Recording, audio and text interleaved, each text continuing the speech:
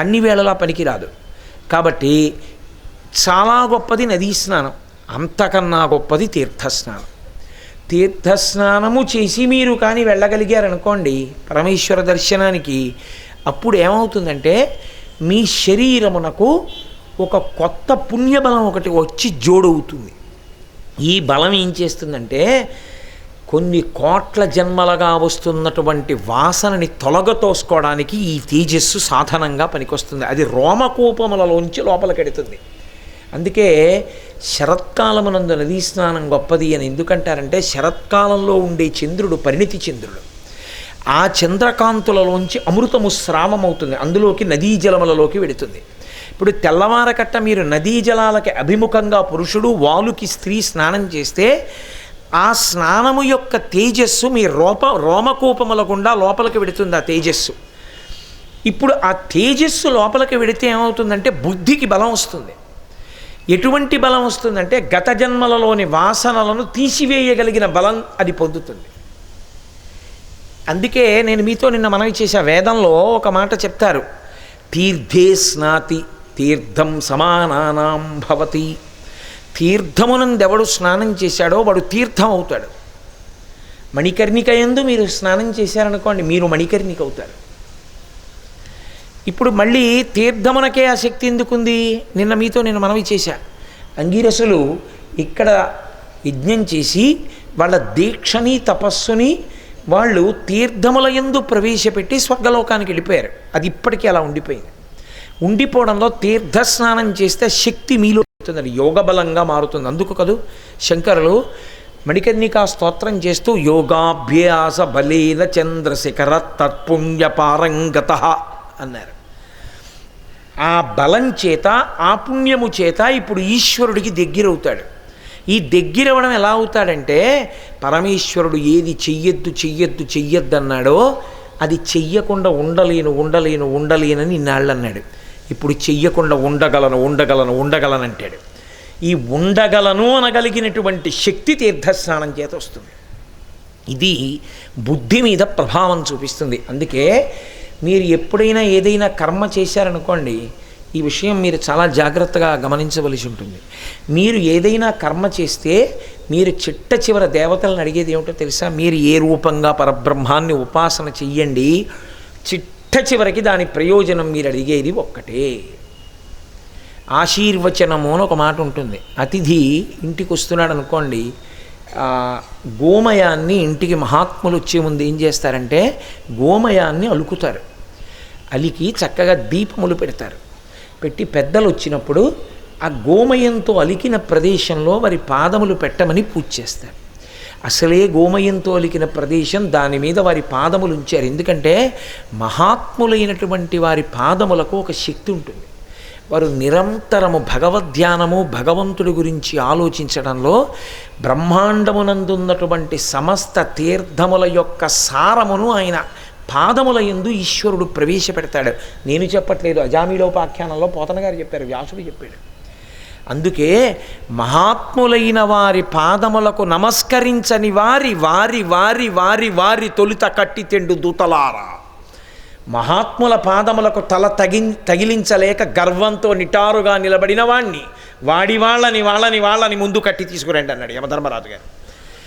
ఎవరు వారికి నమస్కరిస్తారో వారిని తేకండి, వారి జోలికి మీరు వెళ్ళకండి అన్నాడు. ఎందుకంటే సమస్త తీర్థ సారము పాదముల యందు ప్రవేశిస్తుంది. అందుకే ఒక మహాత్ముడు ఎంత గొప్పగా ఏ విషయాన్ని మీకు బోధ చేయనివ్వండి, ఆయన తలకి నమస్కారం లేదు. మీరు చూడండి, త్యాగరాజస్వామి ఎంత గొప్ప సంగీతాన్ని బోధ చేశారు, ఎంత తత్వం చెప్పారు పంచరత్నాలు వాటిల్లో. త్యాగరాజస్వామి తలకి నమస్కారమా, పాదాలకి నమస్కారమా? ఒక మహాత్ముడు మీకు కనపడ్డాడనుకోండి, మీరు ఆయన పాదములకు నమస్కరిస్తారా, ఆయన తలకి నమస్కరిస్తారా? ఆయన పాదములకు నమస్కరిస్తారు. కారణం ఏమంటే ఈశ్వరుడు పాదముల యందు ప్రవేశపెడతాడు. అందుకే వారి పాదజాడల యందు నడిచామంటారు.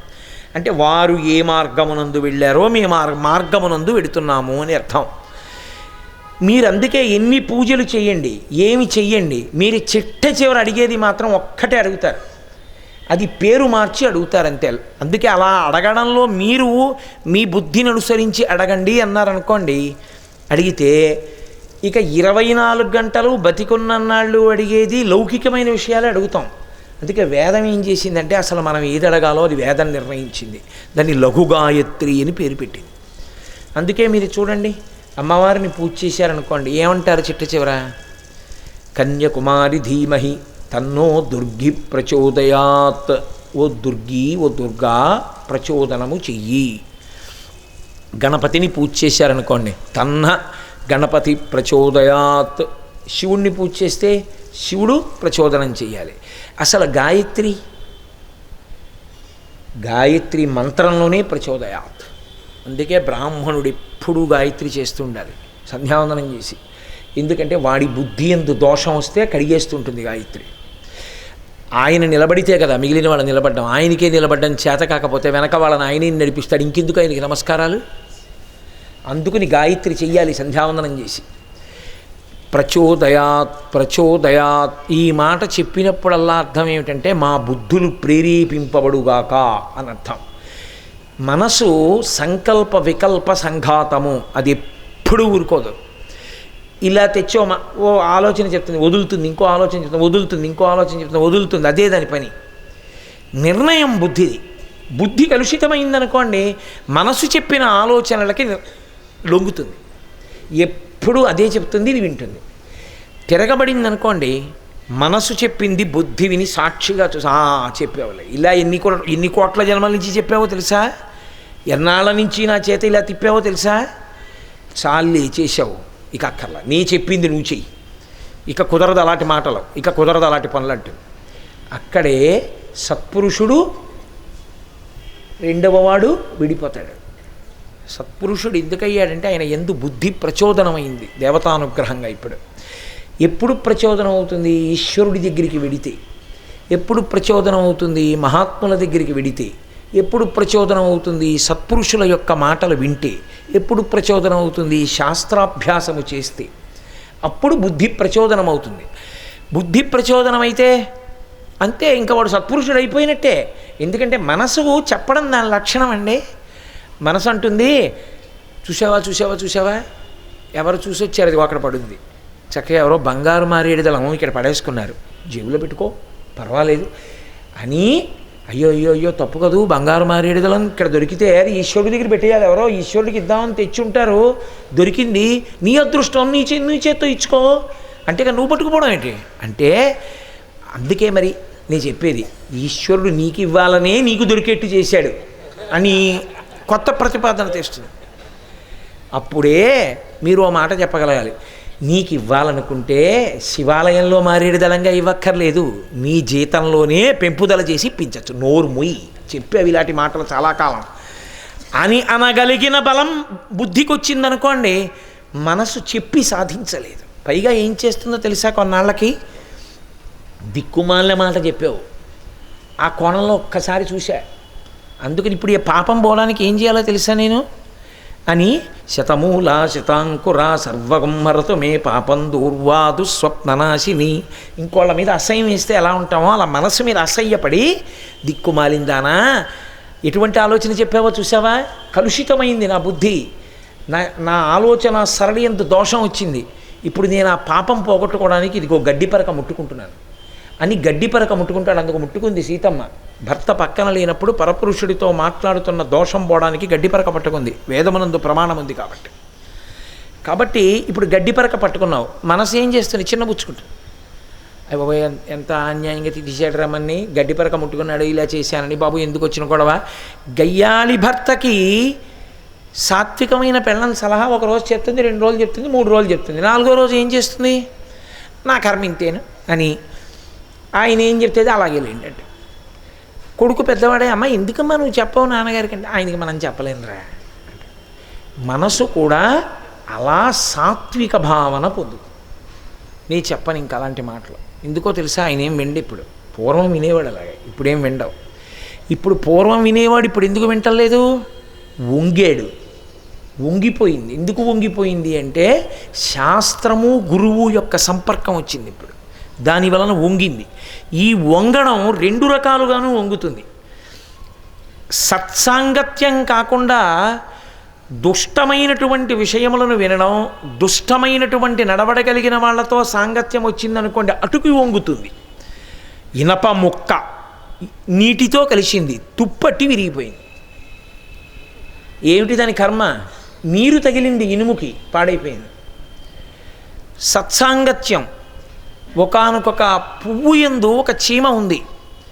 ఇప్పుడు ఆ పువ్వు పరమేశ్వరుడి పాదముల యందు సమర్పణం చేయబడింది. ఆ చీమ కూడా పరమేశ్వరుడి పాదం మీదకి వెళ్ళి అలా పాకి ఆయన పాదముల యందు నివేదన చేయబడినటువంటి ప్రసాదం ఇంత పిసరు తిని శరీరం వదిలిపెట్టింది. స్కాందంలో బ్రహ్మోత్తర ఖండంలో ఇలాంటి సంఘటనలు చూపిస్తారు. అంతే. అది కోట్ల జన్మలు దాటిపోయి ఒక మహారాజుగా పుట్టింది. ఒక పువ్వులో దూరినందుకు కోట్ల జన్మలు దాటింది. నీటితో కలిసినందుకు ఇనుము విరిగిపోయింది. సంగమనందు దోషం లేదని చెప్పడానికి మనం ఎవరం? నువ్వు ఎవరితో సంగం పెట్టుకున్నావో నీ జన్మబుద్ధరణ దాన్ని బట్టి ఉంటుంది. అందుకని తీర్థస్నానం వచ్చింది. ఈ తీర్థస్నానము అంత గొప్పది కాబట్టే తీర్థయాత్ర చెయ్యండి అంటారు. తీర్థయాత్ర చెయ్యండి, తీర్థయాత్ర చెయ్యండి అనడానికి కారణం ఏంటంటే తప్పకుండా తీర్థమునందు ఎందుకు స్నానము చెయ్యాలో తెలుసుకుని స్నానం చెయ్యాలి. అందుకని అంటున్నారు. అనగా తీర్థములు కోట్లు కలవు కాశీయందు, కానీ మణికర్ణికయే తీర్థమని ఎరుంగు. ఎన్ని కోట్ల తీర్థములున్నా మణికర్ణికా తీర్థం ఏదుందో అది మాత్రమే తీర్థము. అంటే మిగిలినవి కావా? అది తీర్థము అని పిలిచినప్పుడు మిగిలినవి తీర్థములు అని పిలవడం కుదరదు. అంటే దాని శక్తి అటువంటిది. ఎందువల్ల అంత శక్తివంతమో నేను మీతో మనవి చేశా, ఎందుకంత గొప్పదైందో. 1008 సంవత్సరములు విష్ణు భగవానుడు తపస్సు చేస్తే వచ్చినటువంటి వరం అది. అందుకే ఆ మణికర్ణికా స్నానమునకు అంత శక్తి. అంతేకాని ఏమంటే ఇందులో స్నానం చేస్తే వస్తుందా అండి అన్నాడు అనుకోండి, కొయ్య మీదకి విద్యుత్ శక్తి తీగ వేస్తే మాత్రం ఎందుకు ఎక్కుతుంది విద్యుత్తు? అది నీరనుకోండి ఎక్కుతుంది. మీకు ఫలితము కలగడానికి ఈశ్వరుడు చేసినటువంటి నియమం ఏమిటంటే మీ విశ్వాసము ప్రాతిపదిక.